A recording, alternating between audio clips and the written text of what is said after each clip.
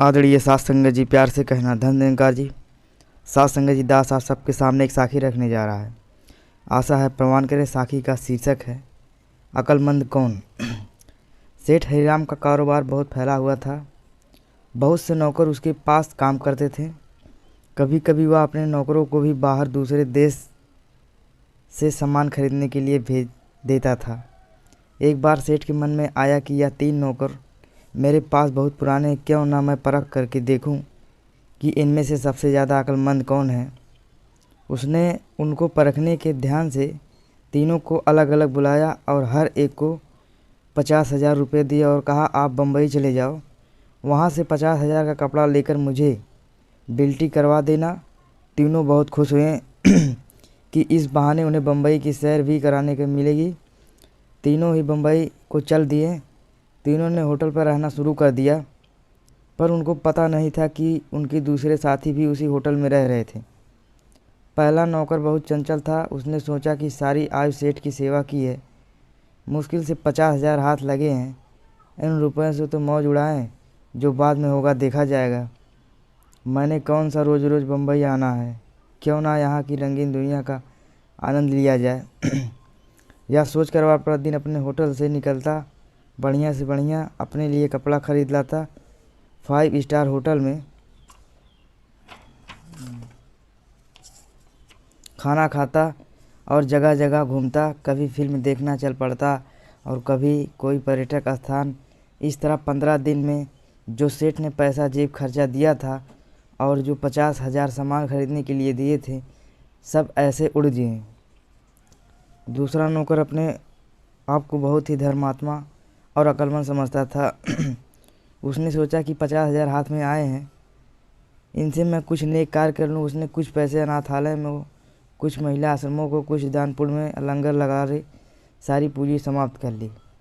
यह नौकर सोचने लगा कि मेरे नेक कार्य से सेठ बहुत खुश होगा। तीसरा नौकर सचमुच ही अक्लमंद निकला। बम्बई तो वह पहली बार ही गया था, परंतु उसने जाते ही सबसे पहले भिन्न भिन्न कपड़े को मिलों व थोक विक्रेताओं से पास घूम घूम कर अच्छा कपड़ा चुना और सारा सामान खरीद कर सेठ की बिल्टी करवा दिया। अब जो बाकी समय बचा उसने उसे मुंबई शहर भी देखा, वह मनोरंजन भी किया। जितना जेब खर्चा सेठ ने दिया था उसी में से सब कुछ देख लिया। निश्चित समय बीतने पर तीनों नौकर वापस सेठ के पास लौट आए।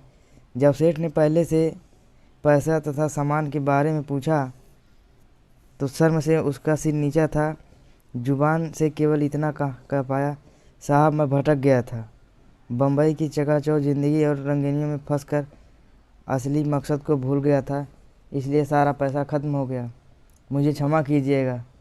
सेठ को बहुत गुस्सा आया, क्योंकि सेठ ने पहले ही खर्च करने के लिए पर्याप्त धन दिया था।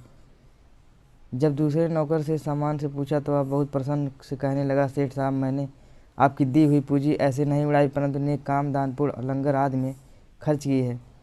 सेठ को इसका उत्तर सुनकर और भी ज़्यादा निराशा हुआ और गुस्सा आया। वह क्रोध से बोले, मूर्ख, जो काम तुझे करना को कहा गया था वह तुमने किया ही नहीं।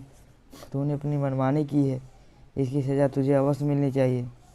जब तीसरा नौकर सामने आया तो सेठ ने मुस्कुराते हुए कहा, शाबाश, तीसरी भेजी बिल्टी का सामान मुझे मिल गया है। मैं तेरे से बहुत प्रसन्न हूँ। मुझे ऐसे नौकरों की आवश्यकता है जो जैसे कहा जाए वैसे ही करें।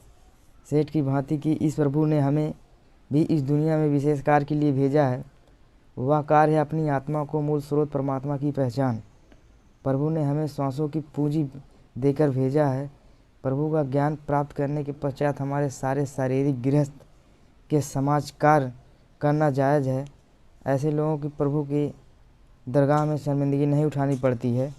जो लोग भूल जाते हैं कि एक दिन इस संसार को छोड़ना है और अकेले ही जाना है, दुनिया की कोई भी प्राप्ति साथी नहीं जानी, वही लोग हरि का दरगाह में शर्मिंदगी झेलते हैं और मानव धर्म जन्म व्यर्थ गंवा बैठते हैं। प्रभु की पहचान के बगैर अन्य कर्मकांड मोक्ष का साधना नहीं बनते हैं। धन होते हैं वह लोग जो मानुष जन्म में अपना प्रभु की जानकारी सद्गुरु से प्राप्त करके नेकी का जीवन जीते हैं और अपने मानव जीवन का बहुमूल्य बनाते हैं। साथ संगत जी, प्यार से कहना धन्यवाद।